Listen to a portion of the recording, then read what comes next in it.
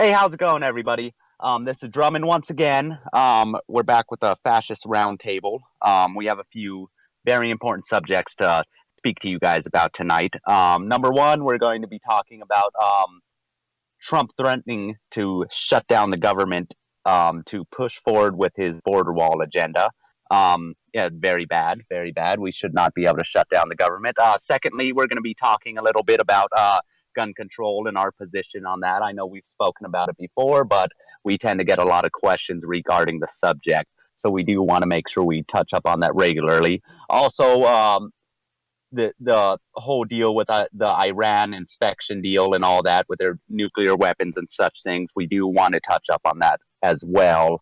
I think foreign policy is very important, and it's something that we should speak about constantly because there's always the world scene is always evolving and there's always something new popping up, and we just want to let you guys know how we would handle it or our positions and thoughts on these various subjects. So number one, we have Trump. He wants to shut down the government to push forward with his border wall agenda because they obviously don't want to give him the funding for it. It's probably going to be a very expensive deal. And I just don't think shutting down the government is the right path to do it. Actually, I'm shocked that our politicians even have the right to shut down the government. I mean, members of the military, they're not going to be getting paid. No decisions are going to be made as far as Congress and such things. And really, our government is something that should be very functional and be able to work all the time when we need them to work. Because what are they doing? They're working for the people, and really they work for us. We pay them. So why are they shutting themselves down? I don't want them to shut down. I pay taxes. Why is this happening? It's just shocking that something like that could actually happen, and that kind of shows you the poisons we have in liberal democracy, and things like that could actually happen, and it's really just bad. It really makes it look bad. The things we argue against is things just like that. How could this happen? It's just totally shocking. So, do you have anything to say about the whole incident as far as shutting down the government, Neuer? Yeah, I'd like to talk about this for a few minutes. We are not necessarily opposed to the wall. We tend to support it, but there's also a lot more we can do to restrict immigration, and so we're not pro illegal immigrant.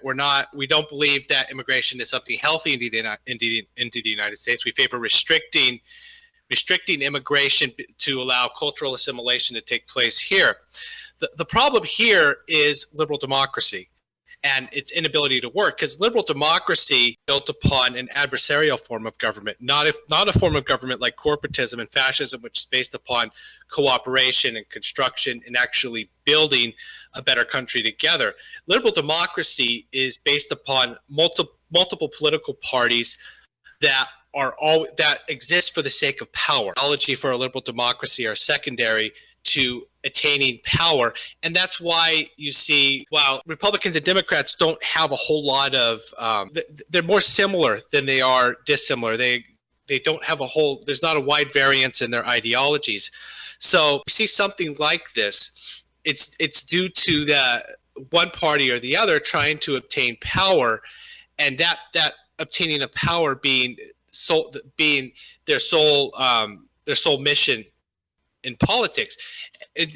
For a Democrat or Republican to gain political office, they have to go through the election process, and that election process is like a big marketplace where they're trying to sell themselves to the public and try to be more acceptable and more sensationalized than the other candidate. So it breeds in this mindset that the other side look bad. Personal basis, they don't disagree with the other side because the whole system is based upon one side going after the other side. And this is the kind of government that we see. And it's a shame because this is no longer the 18th century United States where most people lived on a farm where they were miles away from each other.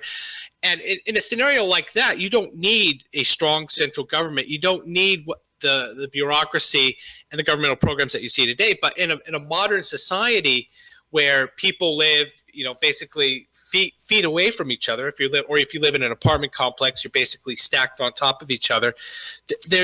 Society's a lot more structured. It's a lot more hierarchical. There's a lot more interactions among its different parts. So what you do need is a strong state which is able to regulate that structure and make sure all these interacting parts are working together. And so liberal democracy, not only is it outdated, it just doesn't work. And that's reflected in what we see today with not only Trump threatening to shut down the government over this, but all the government shutdowns we've had and all the threats of government shutdowns we've had since probably the Clinton administration. And as Anthony was saying, we pay our taxes, and that is not what we have. That is not what we've ever had. But with fascism, that's what we're offering. Well, just to sort of bounce off of what you've said, I think another critical element to this whole issue is the fact that I think another culprit that you can blame for this is capitalism. I think capitalism is a serious issue in terms of enticing people to immigrate to this country, and in many cases they'll do so illegally. And what they find when they get here is that the perception, the image that what they saw that led them to come here is not reality. They end up having to work jobs, particularly the illegal immigrants will have to work jobs that would not normally feed and house a typical American family, but it's what they're reduced to working. So these corporations are essentially imposing a modern slavery, if you don't mind me being so bold. Imposing a modern sense of slavery on these illegal immigrants. Now, these illegal immigrants need to be sent home to their home countries, and they're coming here illegally cannot be tolerated at all. It's a violation of our sovereignty, and we have to defend the rights of the citizens here in this country. But these corporations are equally culpable, and capitalism is really a driving force behind what's leading to illegal immigration.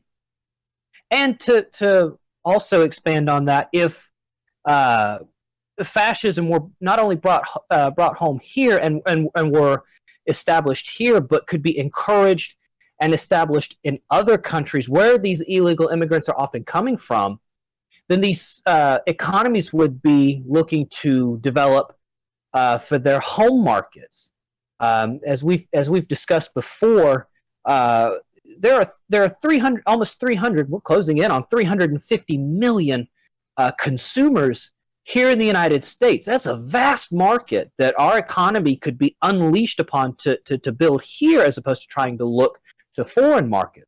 Well, the same could be said for these countries where illegal immigrants are coming from. If these immigrants would stay in their home countries and would seek to build fascism in those places, they could improve the quality of life in their home countries, whilst preserving and essentially helping us helping us to preserve our sovereignty here. So I think, as I've said, I think that capitalism really does come in for its share of blame for inflaming this crisis. Yes, definitely. These big time capitalists, they want to keep getting this cheap foreign labor, keep getting it so they could lower wages, and they don't have to, and they export our factories and stuff like that to China and Mexico, so they don't have to raise their working conditions. All they care about is the money. They don't care about the state of how our country is. They don't want to raise those wages in order to raise working conditions or decent pay for the American worker. And this is going to continue to happen. Our wages are going to continue to get lower and lower and lower until the middle class and lower classes are just smashed into the ground.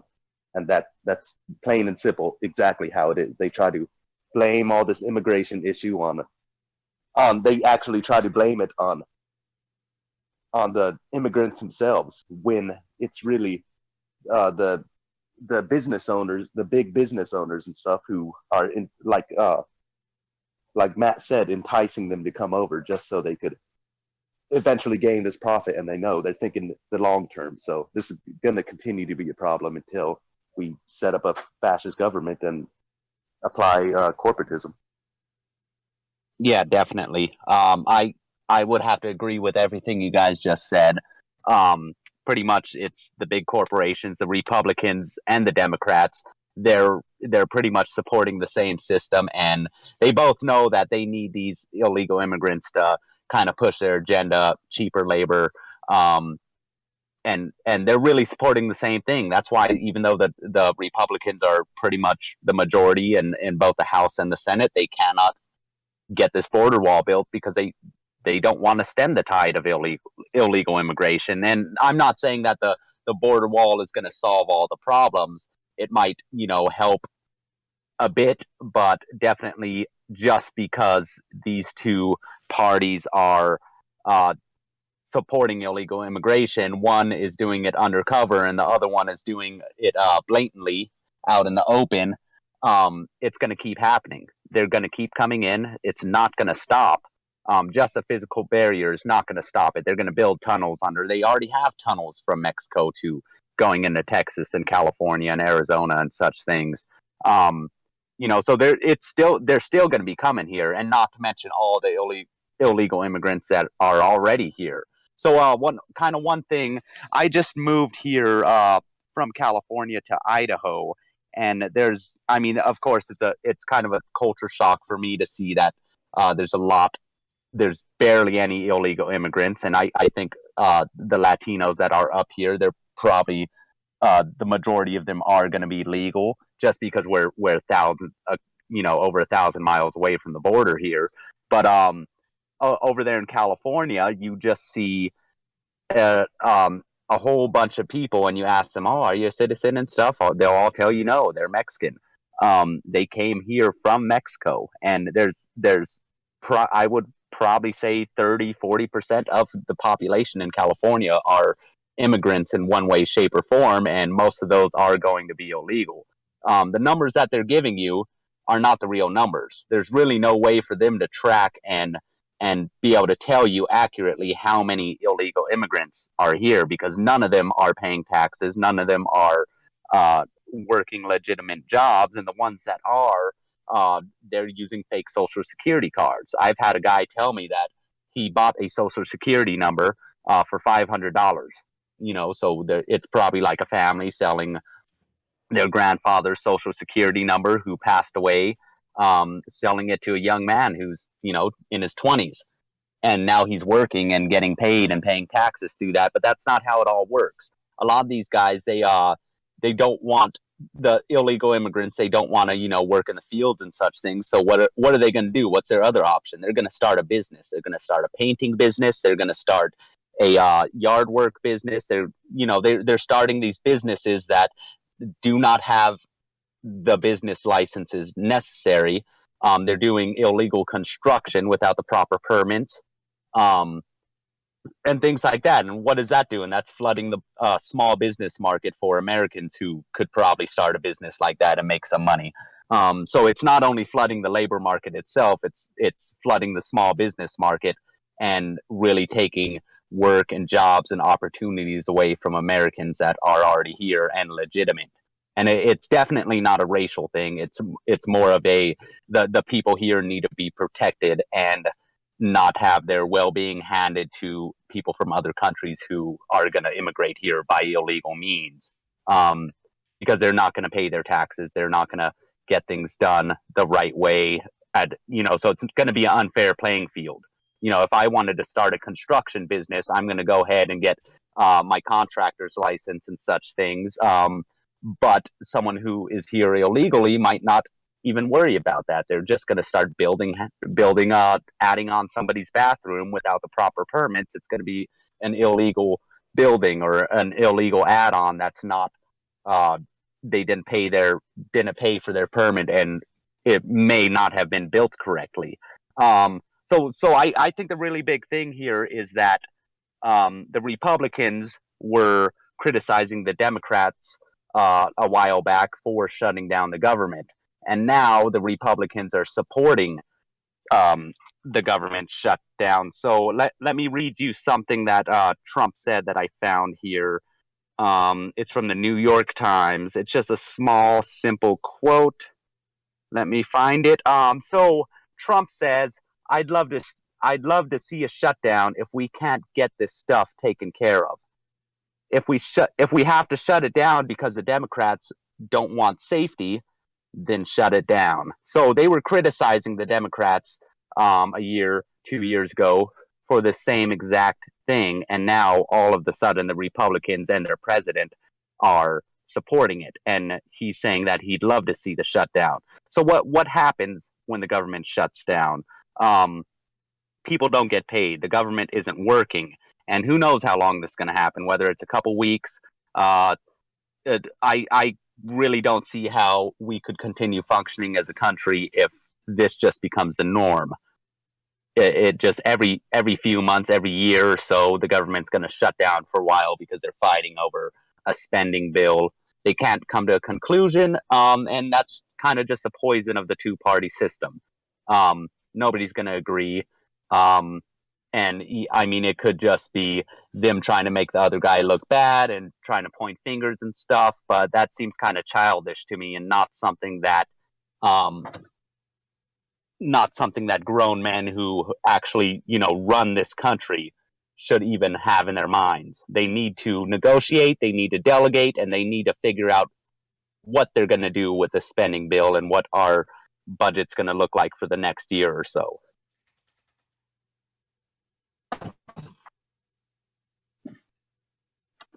Yes, let me share a little story. I just want to touch up saying that this isn't necessarily a racial thing or anything like that. We don't necessarily hate immigrants. We want to get rid of the root of the problem, which the root of the problem is the nature of liberal democracy and capitalism. So, getting to the story, I walked in the store. It was, I believe, on Cinco de Mayo. I was going to go grab myself a beer and relax on my weekend. And I was talking to the store owner, and he was talking about because I'm half Mexican. A lot of people think I'm full Mexican and stuff like that. I just say I'm pretty much Hispanic, but I always say I'm American. So I was talking to the store owner. He was talking about me asking if I'm buying the beer to celebrate Cinco de Mayo, and I was like, "Oh no, not really. My dad's from Mexico, but I'm American." And there's this lady that was in there, a group of young kids, but one of the women that was with them, she pretty much started trying to yell at me, pretty much disgracing me for not saying I'm Mexican. She was saying stuff like, "It's in your blood," this and that, and I was just like, "No, I don't speak Spanish. I never went to Mexico. I'm American. I don't consider myself Mexican at all. I'm Hispanic, but, And so she kept going on. I pretty much had to totally ignore her. So she was angry that somebody who has some Hispanic blood called themselves American and didn't call themselves Mexican. And that just shows how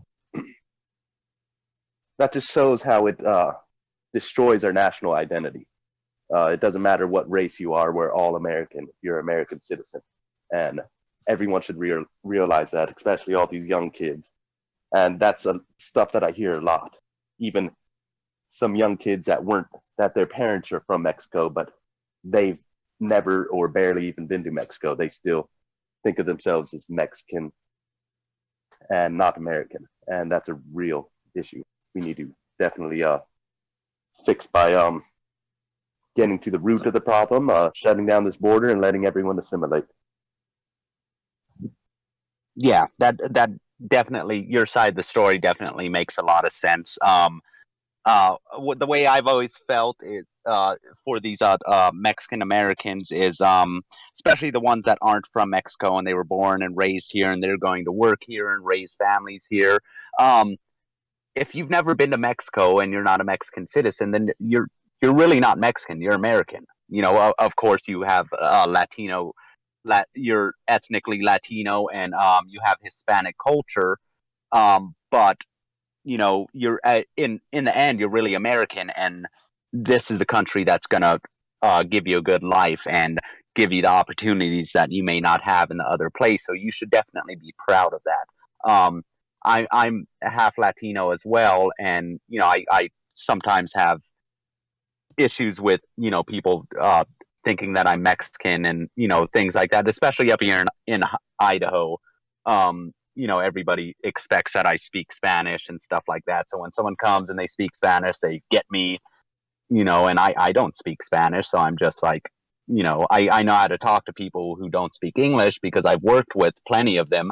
But, you know, really it's just kind of, they're seeing race and they're not seeing a national identity like they should.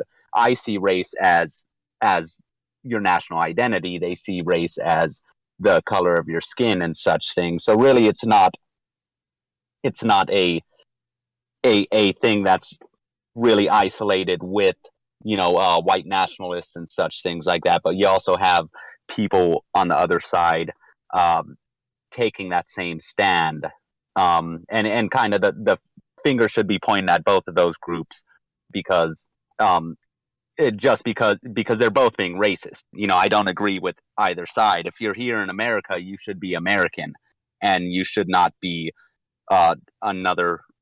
claiming another nationality, or just, you know, saying just because this person is Latino, he's not American, or saying that because you're Latino, you can't be American. Because it's very true. If you're Latino, you can be American. There's plenty of Latinos in the military. There's plenty of Latinos in this party.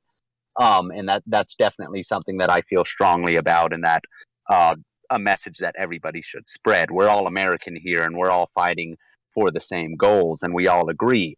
That's one thing you'll see on this show, is that everybody here is going to definitely agree, and we're all on the same page, and that's how everybody should be. That's how our government should be. Our government shouldn't shut down because of some minor issues over the border wall. If we have to shut down the government over it, don't build it. You know, let's think of some other ways that we could do to stem the tide of illegal immigration by pursuing the people who import them, pursuing the big corporate, massive corporate farmers that utilize these illegal immigrants to pick their crops. Why not develop technology that could replace illegal immigration? Because average Americans probably aren't going to go pick crops, but there is a possibility if we unionize the agricultural sector using corporatism, then maybe Americans will get paid a decent wage to be able to do this. It's all possible. You just have to look at it from a different way than the Republicans and Democrats have been doing for the past several decades.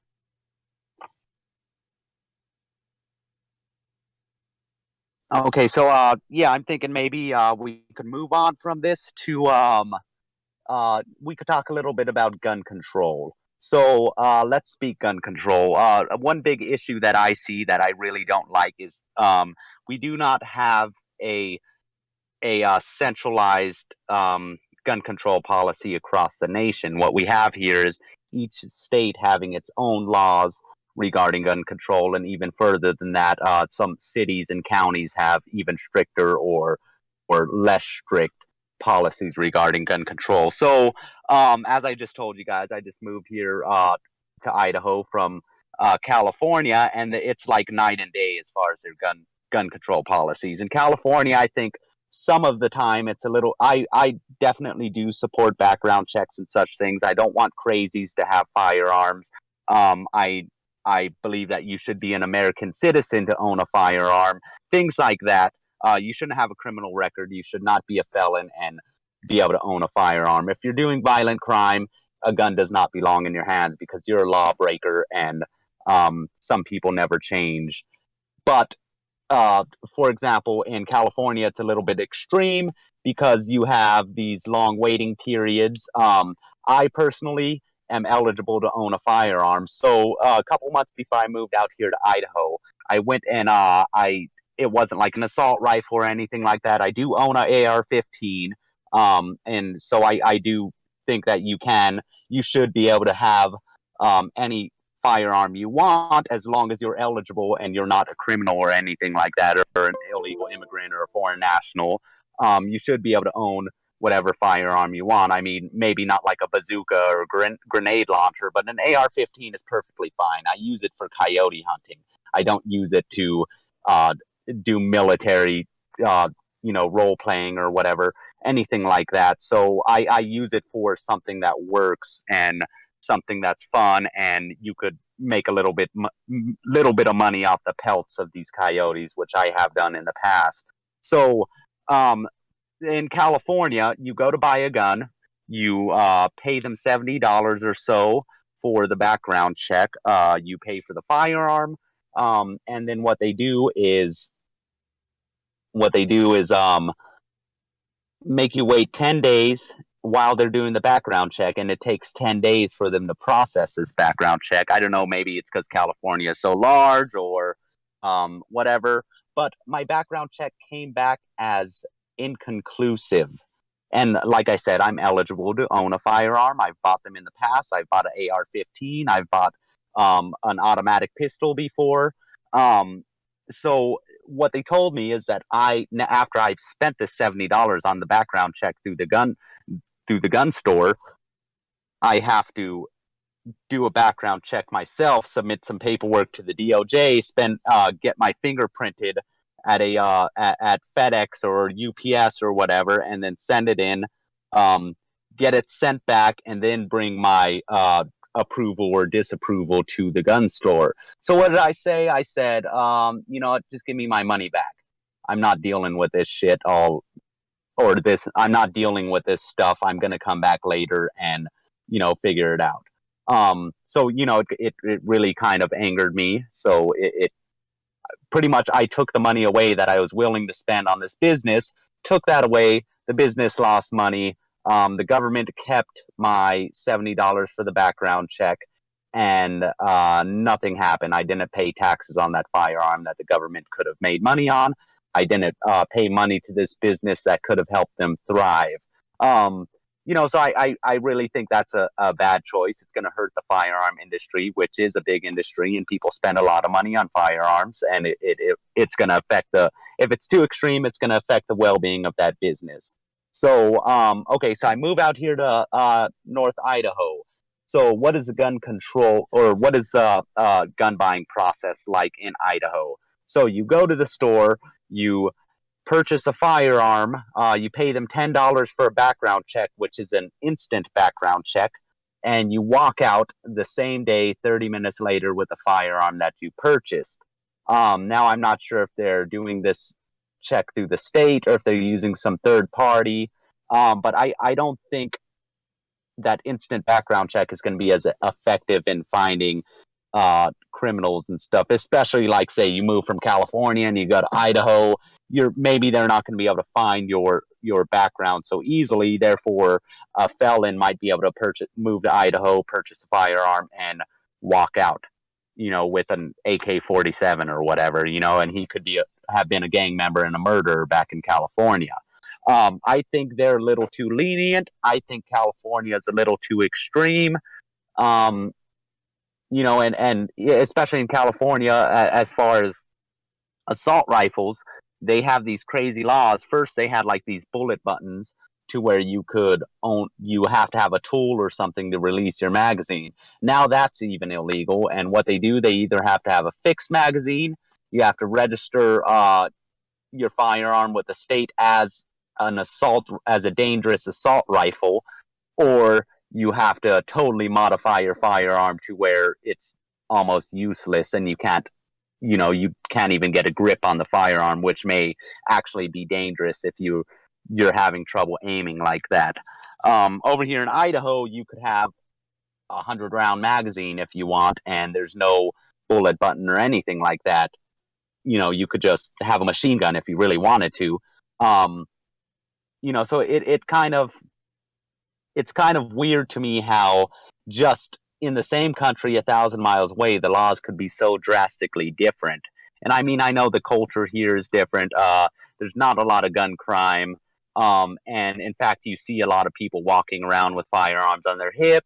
At my job, I see people pull through and they have a firearm like sitting in their cup holder in their car, just sitting there out in the open. In California, people freak out, call the cops if they see a gun, this and that. But over here, it's kind of the norm. And I kind of understand that. It's a little more country out here. We're in the woods, we're in the mountains and such things. So firearms are going to be normal, but it just kind of shocks me how extremely drastic the changes in firearms in just 1,000 miles away in the same country. We're all Americans here, and it's just kind of shocking. There's no centralization to that. There's no uniformity across state lines. You could go from one end of the country and another end of the country. One part of the country, you're totally fine if you have your firearm in your car. You go to a different state, then you have to put the ammunition in the trunk, lock it up, put the firearm in a locked case, this and that, and then you go into another state, and then you could just, be gung-ho and wave your firearm around in the car, and you're totally fine. I think that's going to cause some people to get in trouble. Idahoan who may be ignorant as far as the gun laws in other states, in Washington or Oregon or California, they're just taking a trip to see their family, so they have their gun. They might end up going to jail for something that's totally legal in their home state. It's not like we're going to a different country. I'm not going to go to Canada or Mexico holding my gun like I would here. It just doesn't make sense. Do any of you guys have a different thought on that? Maybe Matt, Neuer? I'll talk about it for a couple of minutes. I basically agree with you, Anthony. We need to centralize the process and streamline the process so we don't have such wide variances as far as gun laws from state to state. I think the most important aspect of firearms and people's ability to own firearms is the type of society that we live in today.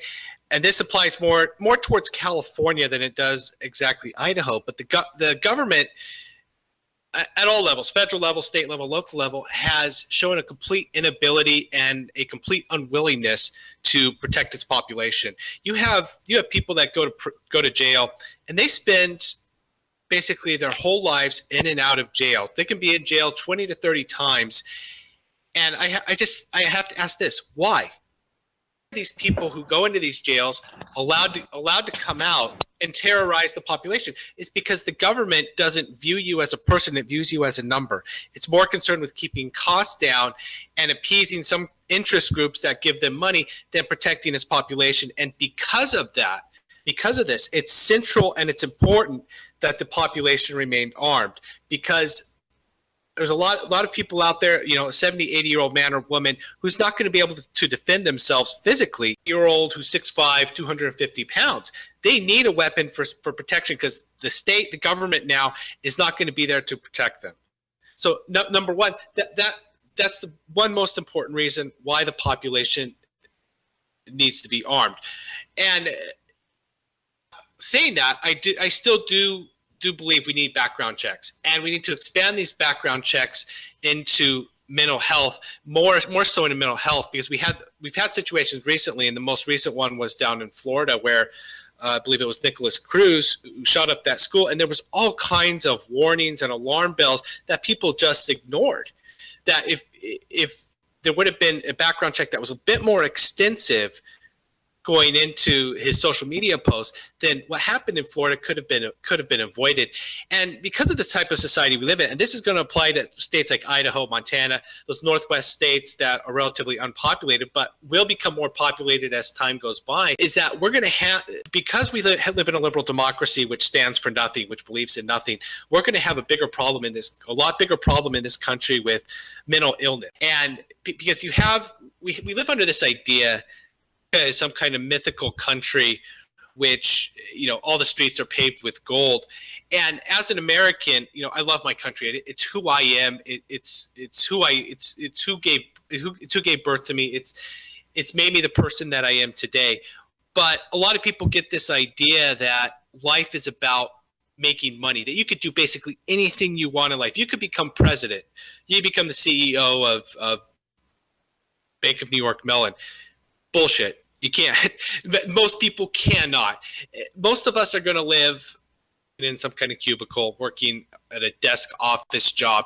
And this is not what we're told as children. This isn't the kind of adventuresome, mythological country that we're brought to believe.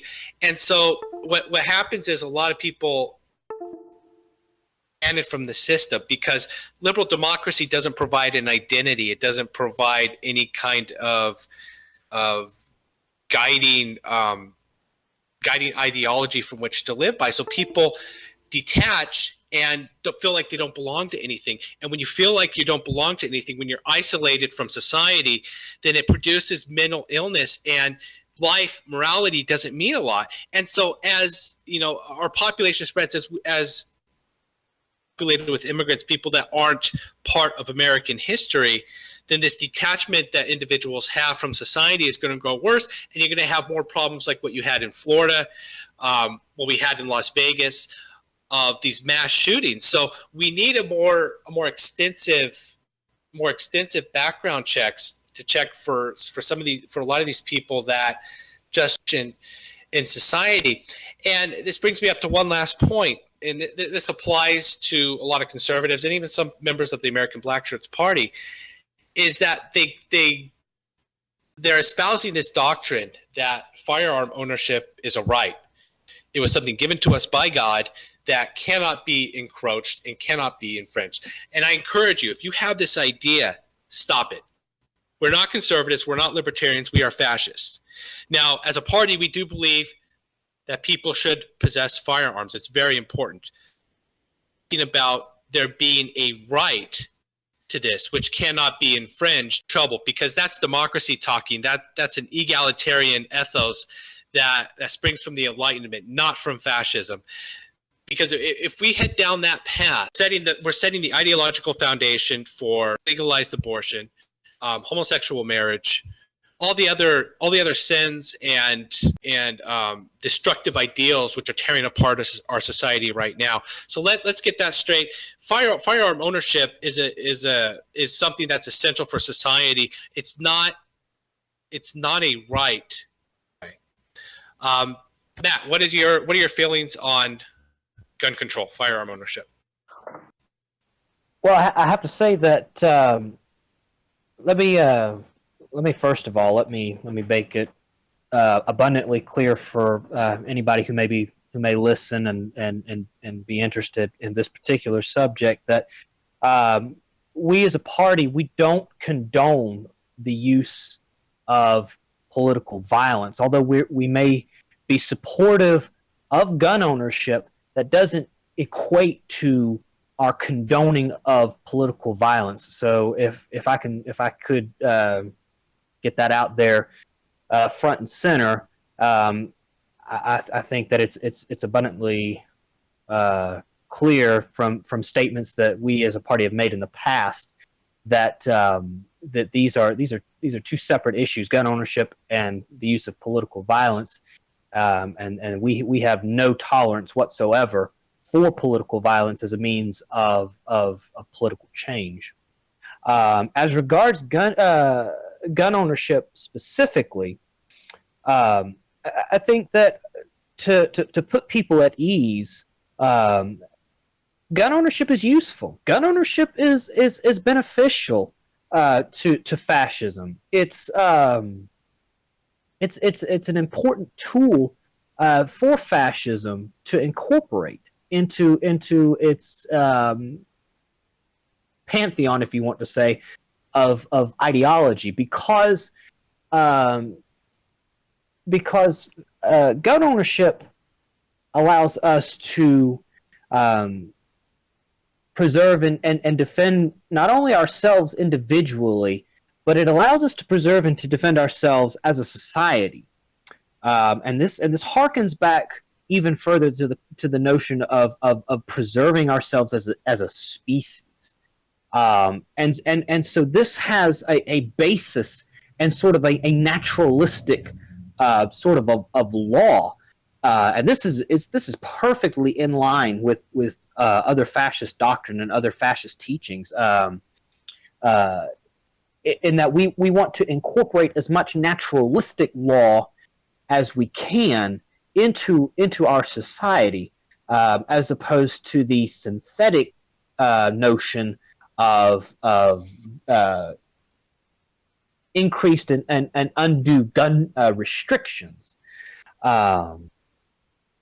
So I would definitely say that there is a precedent for gun ownership in fascism, and it is perfectly well within line with our thinking and with our doctrine that Americans should be able to own guns, and not trying to spin us back too far, but just to go back to interconnect with what we've discussed earlier. Let me ask each of you this: how long does it take for an illegal immigrant that's come here that isn't able to get a job? How long does it take for them to go hungry before they decide that, you know what, maybe committing a crime might be a good idea to feed myself? How long does it take for an illegal immigrant to make that decision? How hungry do they need to be? And not even just illegal immigrants, but even citizens. How long does it take for them to decide, you know what, let me go in here into this store and rob this store? And it doesn't even have to be just about feeding themselves. It could be for any reason. How long does it take in a person's mind? How quickly can they decide that breaking the law is a good idea? It can be done. It can be done so quickly, just the snap of a finger. So we as a society need to possess that means that we can, just at the snap of a finger, defend ourselves against such criminal activity, and against such an encroachment. But Josh, to also to connect it back to what you've specifically said, we as fascists, we need to defend gun ownership, not because it should be a constitutional right. It doesn't have to be a constitutional right. That's the wonderful part about it. It being a constitutional right is redundant. We can allow this to simply be a part of our political party policy. Allow this to be a part of our party policy and a part of our party platform, and it's sufficiently defended. It is sufficiently protected, because we are people that we mean what we say. And so when we say that we're going to defend gun ownership because it's useful, our integrity allows us to truly mean that, because that's what we strive for. We strive for people of integrity, citizens of integrity. So when we say that we're going to defend gun ownership, we mean it. Very well said, Matt. Very well said. Sorry, go ahead, Neuer. Absolutely, Matt. And not only is our specific policy proposals for gun control, or allowing the ability to have guns, important, but how we reference those policy proposals ideologically is just as important. Let's not forget that all men are created equal. In the Declaration of Independence by Thomas Jefferson, evils and so many problems for American society today. I know Thomas Jefferson didn't imply all of these evils that have happened today, and I know he wouldn't support many of them, but of a bad idea are unbounded.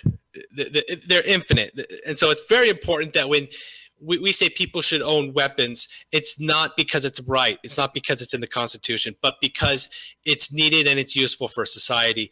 And it's very, very important, guys, that we reference this in the correct way. Yeah, definitely. And I think that what everybody said was from the heart, and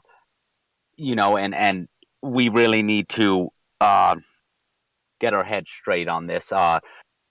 Owning a gun is not a God-given right, but it is party policy, and it's useful to helping Americans defend themselves from crime. because a criminal could get a gun on the streets. Let's say in East Oakland, California, they could go ahead and buy a gun, no background check, no nothing, illegally. $300, they get a 38 revolver, do whatever they want with it. They're a little hungry. They don't even have to be hungry. Some people just commit crime just because that's how they live. They want to commit crime. They don't want to work. They want to commit a crime and make money by robbing a store or jacking young kids at the BART station or something like that. That's just how it is. And I've seen it before. Growing up in California, there's a lot of criminals out there, and I've lost a lot of friends to that. I've actually lost a friend to a robbery where a 15-year-old kid shot him dead in front of his girlfriend. You know, and he was a very close friend of mine, and that gun wasn't legally bought. So he didn't have a gun. He wasn't able to defend himself. I don't think he would have even had the chance. But yeah, just because that crime is out there, people need guns. They do. But there should also be background checks to make sure those guns don't end up in the wrong hands, because we could eventually, with proper measures, choke off the illegal guns and get them off the streets, you know, through productive means using the police force and such. So let's go ahead and move on to our foreign policy subject. We want to talk a little bit about the whole deal going on with Iran. And Trump right now wants to shut down this deal that they have, and I'm not like I've said before in previous shows and such things in Black Shirt Blues, I do not support Trump or anything like that. But I've always kind of thought that the whole Iran deal was something that we should not have gotten into. We could probably have, if we were on better terms with, let's say, Russia or another power, we probably could pressure Iran to cut off their nuclear production and their programs by utilizing allies on the global scene that we do not have access to now because of certain political friction. You know, Russia could be a very useful ally and kind of stemming the tide of these rogue nations possessing and creating nuclear weapons, because sometimes they could be dangerous. You know, North Korea with nuclear weapons scares people. I'm sure Iran with nuclear weapons will definitely scare people. You know, so it's something that I do feel strongly about, and we should definitely not have dealt with Iran in the first place. I believe that we Obama got caught shipping them money before because of this. That's something that we probably should have never done. I mean, you could have split that money up between all the Americans and they'd have a couple $100 each probably. You know, something like that. I'm not saying that you should just hand people money, but it was just a waste, especially when we're in all this debt and such. But what do you guys think about the Iran deal and shutting it down? Like I said, we're not supporting Trump here, but is that something we could get behind, or is that something that you would have done differently if you were in Trump's position or Obama's position? I would be very wary of doing that. And this isn't to say that I support the original deal with Iran, but a treaty is an agreement between two countries. Just like, you know, if you have a friend on the street, you guys do something for each other, that's an agreement. That's something of honor. That's something of honesty. You don't break a treaty with another country unless the circumstances dictate it, unless there's something extreme going on there. So I would be very reserved about doing something like that. And I get the feeling that Trump, you know, he always talks about being a businessman and he wants to run the government like a business. Well, Mr. Trump, the United States government is, and I know that in liberal democracies, politics is derided and cursed at and called names. It's held in esteem about the level of prostitution. And I'm sorry to say, politics is not another form of prostitution. It might be in a liberal democracy, but ideally, what it was designed for, and what we what we imagine in a fascist society is that politics is something honorable. It's something that it's a service that people give back to the community. It is not a business. And so I don't like the idea of just breaking treaties with these countries willy-nilly, because it's as I said, it's an agreement. It's a code of honor, and we got to be very cautious like that. What do you say, Matt? Do you have any opinions on this issue? Well, I would definitely say that this is a very complex, very delicate issue that it's going to take quite a bit to really wrap yourself around and to fully understand. But to try to give a brief perspective on it, I think that the international community is scrambling because it looks like for once President Trump may have made a right call on something by withdrawing from this agreement, and I'll get to him in a minute because it does definitely put some pressure on him. But the British and the French are desperate, and the rest of the international community is desperate to try to save this deal. However, Israel has now recently come out with this documentative evidence, and from what I'm understanding, it's possibly as many as 55,000 pages of documentation relating to Iran violating this nuclear deal. A nuclear deal that may never have been necessary had the United States had a much more clean and efficient foreign policy in the Middle East. But that's so growing more distant now past, and can be addressed at another time. The immediate concerns of a nuclear deal, while yes, an agreement with Iran would be necessary, what's been mentioned before, having Russia as a power broker would have been a huge asset in leveraging weight against Iran and forcing Iran to abide by its word. But without that, without Russia there, without that asset, Iran was free to sign the agreement and then simply ignore it, and then let everybody pretend that this agreement is still in place and that it's being preserved. But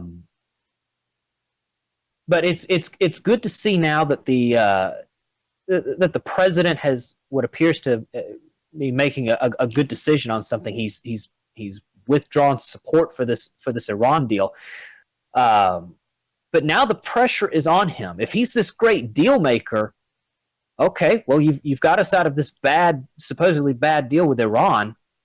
What are you going to replace it with? Mr. President, what is your plan to try and maintain a sense of peace or at least stability in the Middle East? Are we going to have a much more aggressive stance on Iran? Are we going to have a more delicate, approach? Has anybody even thought to ask what did the Iranians want?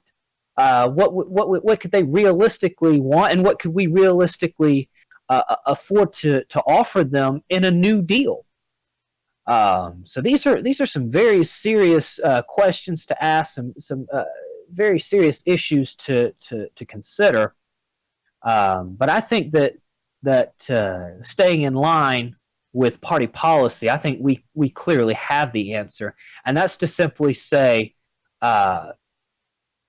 we don't want to play God in the Middle East. We don't want to we don't want to try to domineer and overrule countries and their right to self-determination any more than we would want them to determine ours.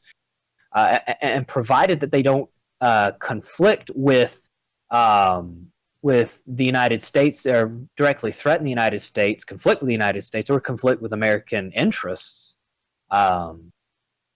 then I think we can afford to have a more open and fair-handed approach with Iran. We don't have to engage in a sort of Cold War mentality with the Iranians. We don't have to go down that road because, of course, they chant, death to America, death to Israel very frequently, with Israel currently being a major U.S. ally in the region.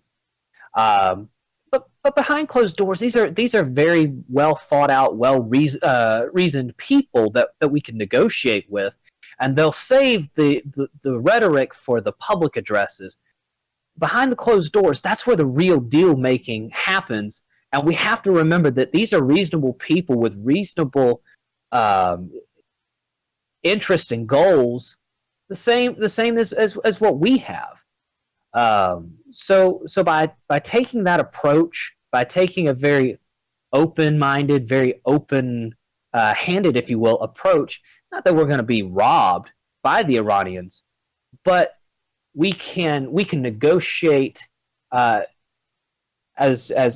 fascists. We would be willing to negotiate very fairly with the Iranians, them understanding that they're now negotiating with a new partner. That they don't, that they don't necessarily have to see us as such adversarial. They can see us more fair and neutral.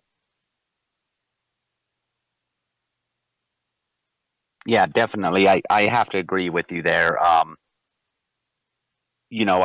think the stuff we say, particularly with foreign policy, you don't really hear it anywhere else. Anybody in the government today, all the senators and the congressmen and the past few presidents that we've had, they don't, for some reason, they haven't taken the perspective that we have and thought to maybe utilize potential allies on the world scene that we are talking about. And we could definitely reset foreign policy and take a neutral stance and kind of let these other countries know that this is not the America that you've feared or dealt with in the past. This is a new America, a fascist America that is, we're looking out for ourselves, and we're not looking to mess around with your operation that you have going on there. You're not hurting us. We're not going to hurt you. We're not going to intervene in what you guys are trying to do or what your goals are. As far as Iran, I think they are probably kind of angry at us because we've been dealing a lot in the Middle East. We've invaded countries and such things, and we've been intervening in everything in the Middle East, and we've been doing it the wrong way. What we need to do is negotiate with these people and figure out what they want, what Iran wants. What do they want? Does anybody know? Has the news ever produced what Iran wants? No, it has not.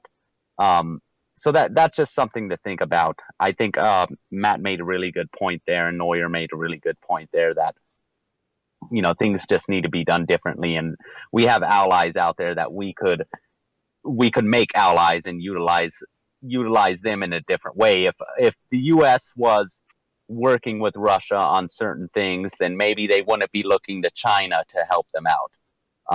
And I'm not a big fan of China. Obviously, they have a communist government and such things, but also they're not the typical communists, and they're probably willing to work with us as well on particular things such as North Korea.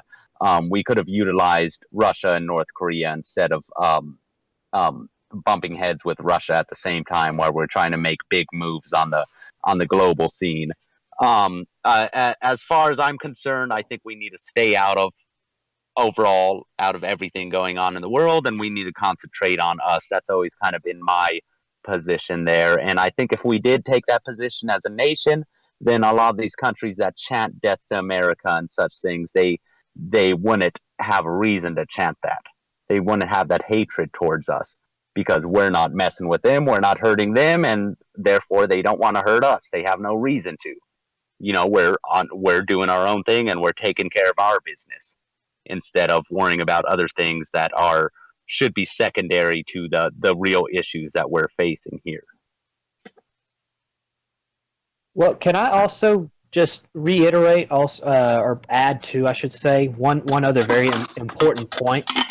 Iran has been accused in the past of supporting international terrorism, particularly financially. You want to find a way of pulling the plug on forms of international terrorism? Let's get a good deal with Iran. Let's see if we can try to find a reasonable, clean deal with the Iranians that we approach them genuinely fair and open-handed and negotiate in good faith, and the Iranians negotiate in good faith.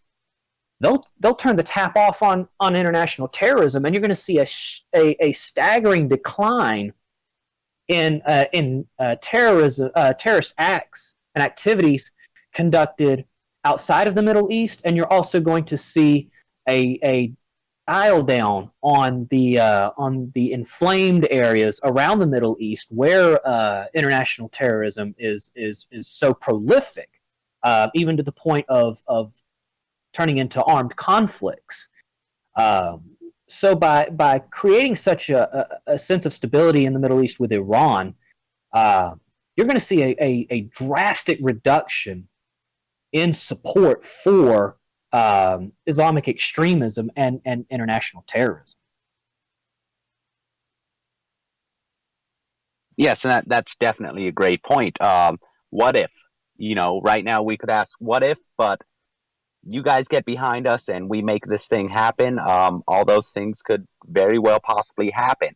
And this all sounds like that sounds like a very smart move that is actually very possible. It's not impossible. It's not something that's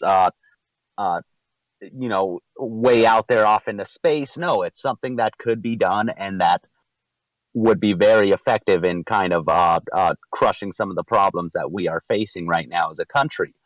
And it just totally makes sense. It does. And I believe that everybody that listens to this will definitely agree. There's no impossibility there. There's no big obstacle to this happening except for us approaching Iran in good faith and negotiating a very well thought out and mutually beneficial agreement. It's something that's totally possible, and why doesn't our government think of that? Why not? That's because maybe they don't want it to happen. So I think we did touch up on a lot of these subjects very well, and I think everybody here that's our listeners are gonna get a lot of education off of this, and maybe it might even spark some new thoughts in their mind that they didn't have before. And we do definitely encourage you to think about these things and think about why the current government and our current allies haven't thought of this before. Why do we have to be enemies when we could be allies? Because in reality, they're not hurting us, and for the most part, they cannot touch us. And that's just the reality of the whole situation. So I definitely want to thank everybody here for joining me in this show. I want to thank Neuer. I want to thank JD. I want to thank Matt. You guys are some very sharp people, and you guys have some of the best ideas out there that are being promoted publicly. And we're fighting every day to push this agenda and to make this thing happen. And we're going to continue making these episodes so we could kind of help you guys brainstorm on how we could make this happen. So, yeah, definitely. Thank you for listening. We're going to end this show here, and we're definitely going to keep coming to you with this. Hopefully we could produce this weekly. Yeah, thank you very much. Anybody else have any last words before we shut down the show here? To say something real quick. This is about action and getting involved. There are times when we have criticism of our party active enough, not doing enough. And I think this derives from a mistaken perception of what action really is. A lot of people take a look at the news and they see groups like the TWP, American Vanguard, and they see what happened in Charlottesville, and they think that's actions to happen. Well, let me tell this is a message to those people. We are not going to go out with 10, 15, 20 people and be protected by the police and be surrounded by hundreds of. I'm sorry, that's not going to happen. We would look foolish doing that, and it would look really bad. But I'll tell you what we are doing. We have meetups and literature all over the country for the last couple of years. Just in February, we were down in San Diego for the California Democratic Convention, passing out literature to convention goers there. Before that, we were in San Francisco at the Republican Convention the year before. And this is, as I said, this is going on all across the country. And we are building up our organization. We are building up our membership base by doing this. A lot of these other groups that participated in Charlottesville are gone. They are no longer in existence, or if they are in existence, they're fractured and they're a fragment of their previous self. So I want to encourage you, take a look at our website, take a look at our material, because we have a lot of, not only do I write on there, but a lot of our regular everyday members too. And I think this is what differentiates us from a lot of these other regular parties. I want every single one of our members to be articulate, to be able to explain this and illustrate this ideology to somebody on the street. We're not going to get the advertising. We're not going to get the promotion by big media that the other parties have. So the way we're going to go around doing that is every single party member is going to be a walking advertisement for the party. They're going to be articulate. They're going to be smart, and they're going to be able to explain to your everyday person on the street. And that's what we're doing, and we're growing. So I want to encourage you, take a look at our website, go on the membership link on the page, and actually do something productive. Or you can listen to some guy on YouTube who thinks he's doing something productive but does absolutely nothing at all. And thank you very much. We'll talk to you next week in our next podcast. You heard it, people. This is Fascist Roundtable, and we're gonna have to shut it off for the day. I want to thank all our listeners for supporting us. Please do like and subscribe.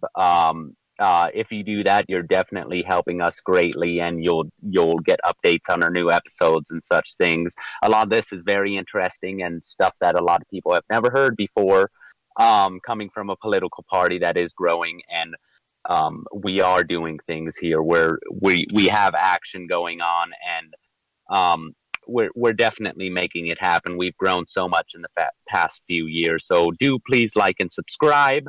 So Drummond out, and thank you for listening to the Fascist Roundtable. Thank you very much.